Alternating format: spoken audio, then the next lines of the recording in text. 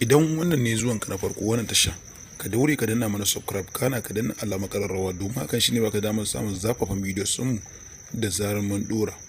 Gaskiyar batu kan maganar cin hancin da Malam Abduljabbaru Nasir Kabara ya yi ikirarin ya ba wa loyansa tare da alƙalin da ya jagoranci shari'ar a baya.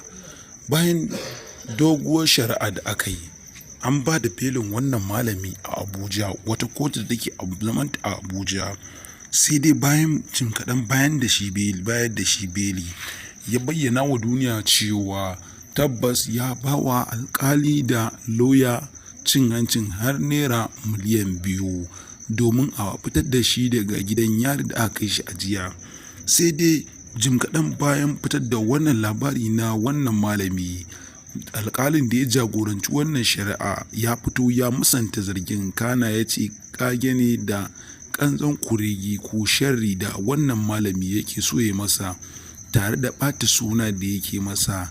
Shi ma loyan haka a ta ɓangarensa ya bayyana cewa babu wani cin hanci da ya karɓa a hannun wannan malami. Ana ta wannan taɓurza.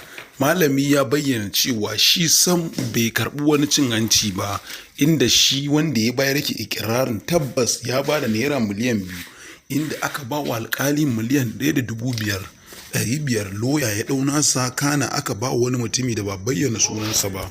Ku ci gaba da bibiyan mu inda za mu kawo muku ƙarashin wannan labari har zuwa ƙarshe. Kada ka manta ka danna mana subscribe kana ka danna alamar ƙararrawa. Za mu ci gaba da bibiyar wannan lamari har zuwa ƙarshe. Kawai ka danna mana subscribe kana ka danna alamar ƙararrawa. Ka danna mana subscribe kana ka danna alamar ƙararrawa, domin hakan shine zai baka damar samun daɗaɗɗen labarai da zarar mun dora. Kasance da gidan talabijin na ko da yaushe domin more zazzafan labarai ma duniya baki ɗaya.